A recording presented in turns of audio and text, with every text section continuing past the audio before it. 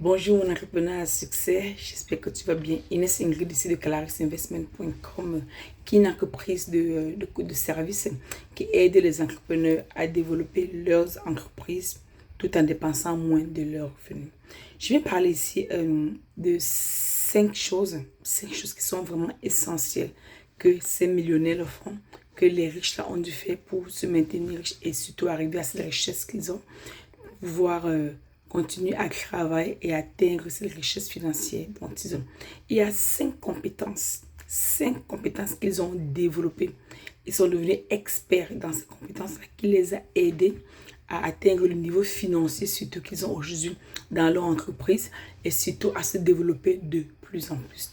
Je vais te parler la première des choses, c'est de la capacité à communiquer sur tes produits et tes services, d'accord? Tu es un chef d'entreprise et tu vends des choses, tu vends des produits, tu vends des services. Comment communiques-tu sur tes services ou tes produits? Peux-tu parler à des gens de façon naturelle de tes produits, de services? Si tu rencontres des gens dans la rue, es-tu capable de leur présenter de façon très simple ce que tu es, qui tu es et qu'est-ce que tu fais en tant qu'entreprise? Peux-tu vendre très rapidement à un prospect ou à une personne que tu viens de rencontrer ou alors à un événement virtuel ou à un événement physique ou à un networking par exemple, que tu rencontres un potentiel client, es-tu capable de communiquer très clairement sur ce que tu fais, de qui tu es, de tes produits, de tes services? D'accord? C'est une compétence à développer, les amis. On n'est pas On ne parle pas de ces produits, mais on s'entraîne au fur et à mesure. Et dès qu'on est capable de le faire, on le vend maintenant et on devient expert. Vous savez bien, moi, au début de cette vidéo, je vous ai dit que j'étais Inès Ingrid de clarisinvestment.com, une entreprise de services qui aide les entrepreneurs à développer leurs entreprises tout en dépensant moins de leurs revenus mensuels. Effectivement, c'est ça que mon entreprise fait, c'est ce que j'offre aux entrepreneurs à succès ou ce qu'ils veulent réussir financièrement. Un de mes services que j'offre, il faut être capable de communiquer très clairement sur tes services. Donc, il faut travailler là-dessus.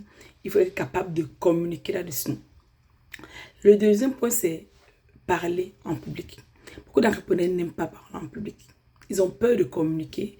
Ils se disent qu'ils vont faire des fautes. Ils se disent qu'ils ne sont pas prêts. Alors, si vous ne pouvez pas parler en public, vous ne pouvez pas arriver dans un événement virtuel ou dans un événement quelconque et vous parler sans avoir peur, de façon naturelle, sans porter des gants ou alors sans vous dire qu'est-ce qui me regarde, est-ce que je communique bien? Non.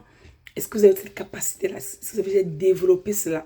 De pouvoir parler en public ou de pouvoir parler dans un groupe sans restriction, sans avoir peur, surtout avec toute la liberté et tout le naturel qui vient avec.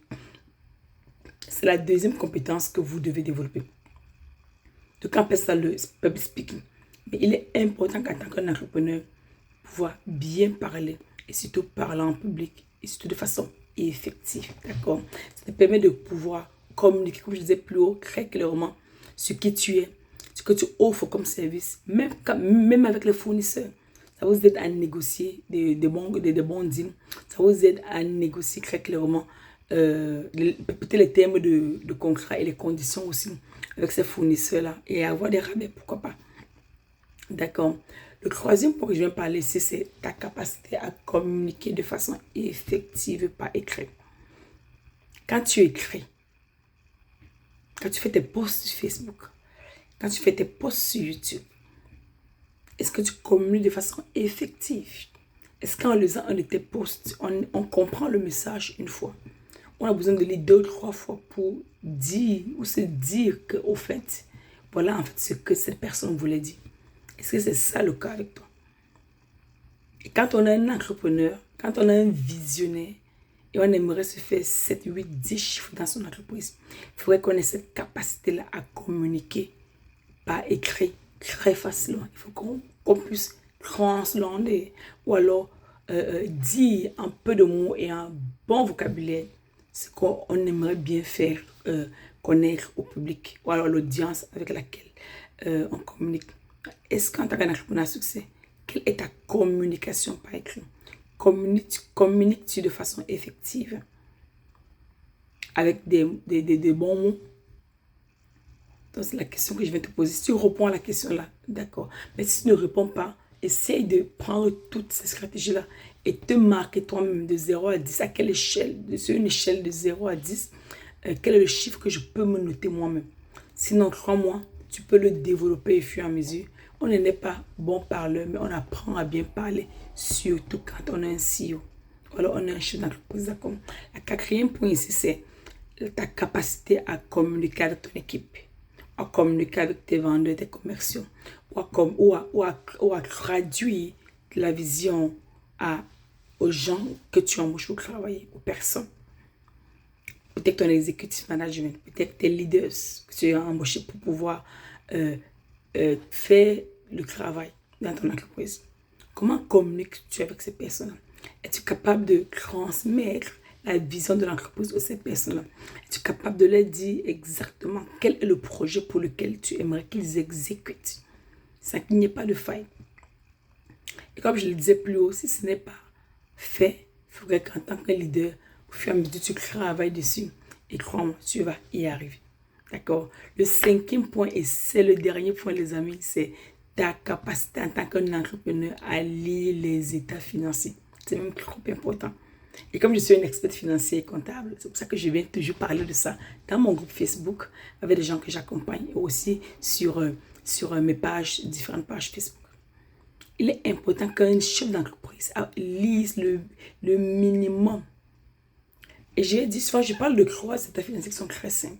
Ton état de résultat, ton bilan et ton flux de trésorerie. Il faut que tu saches lire ces chiffres. Il faut que tu saches interpréter ces chiffres. Il faut que tu saches analyser ces chiffres. Il faut que tu saches, en fait, comprendre l'histoire derrière les chiffres. Que veut dire ces chiffres? Quand j'ai un état de résultat qui me met un bilan, un chiffre négatif, ça veut dire que c'est une perte, c'est un profit. Quand j'ai un cash sur mon état de résultat, ou alors sur mon bilan, que je n'ai pas d'argent dans mon compte bancaire, qu'est-ce que cela en fait raconte pour l'histoire de mon entreprise? Quelle est la gestion financière de mon entreprise? Comment je gère même du cash dans mon entreprise? Est-ce que je le gère bien? Est-ce que je le gère mal? Est-ce qu'à cette situation, ou à cette période donnée, ou alors au mois de juillet aujourd'hui, est-ce que mon entreprise se porte bien financièrement? Quelle est la santé financière de mon entreprise? A-t-elle besoin d'être visitée par un auditeur? Ou alors, est-ce qu'il faut que j'embauche un comptable pour m'aider à être à un niveau différent que le niveau auquel je suis aujourd'hui? Il est très important, les entrepreneurs, qu'un chef d'entreprise sache interpréter ses états financiers. Et ce n'est que quelque chose de très simple et que j'apprends également aux entrepreneurs dans mes programmes de formation à le faire. Je vais vous donner un bonus ici, c'est le 6e point. C'est ce que moi j'appelle le mindset. Je ne vais jamais le redire assez. Comment est-ce que tu te comportes dans ta tête? Qu'est-ce que tu nourris dans ton cerveau? As-tu peur quand les événements arrivent? Es-tu frustré quand tu es perturbé un peu dans ta vie personnelle ou professionnelle? Comment te comportes-tu face à la difficulté dans ton entreprise, ou face à des questionnements, ou face à des défis ou des challenges? Comment ton cerveau réagit-tu? D'accord? Il y a toujours un adage que j'aime bien toujours dire, que quand tu connais peut-être les autres, mais quand tu te connais encore mieux, c'est meilleur. Et c'est le début de la sagesse. Je vais le redire encore. Connaître les autres, c'est mieux, mais quand tu te connais encore, c'est meilleur et c'est le début de la sagesse. D'accord? Donc, je vais récapituler très rapidement parce que je ne veux pas que ces vidéos soient longues. La première, c'est ta capacité à communiquer sur tes produits et services. La deuxième, c'est ta capacité à parler en public, à parler en groupe, à parler de ce que tu fais, de qui tu es. Le troisième point, c'est ta capacité à écrire de façon effective sur tes posts Facebook, sur ta chaîne YouTube, à communiquer de façon effective et pas écrit. D'accord? Le quatrième point, c'est la capacité de communiquer clairement à ton équipe et à transmettre la vision de ton entreprise. Le cinquième point, c'est ta capacité en tant qu'un chef d'entreprise à lire tes états financiers. Et le cinquième point, c'est ta capacité à te détacher des croyances limitantes ou alors à retransformer ton mindset. C'est exactement sur ces 6 points que beaucoup de millionnaires ont développé de meilleures compétences. Ils sont devenus experts sur ces 6 points-là.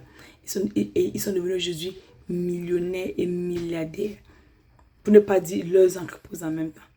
Dis-moi ce que tu en penses en commentaire. Dis-moi où tu te trouves d'une échelle de 0 à 10 sur ces 6 points-là que j'ai cités. Et on se dit au revoir mon leader dans une autre vidéo.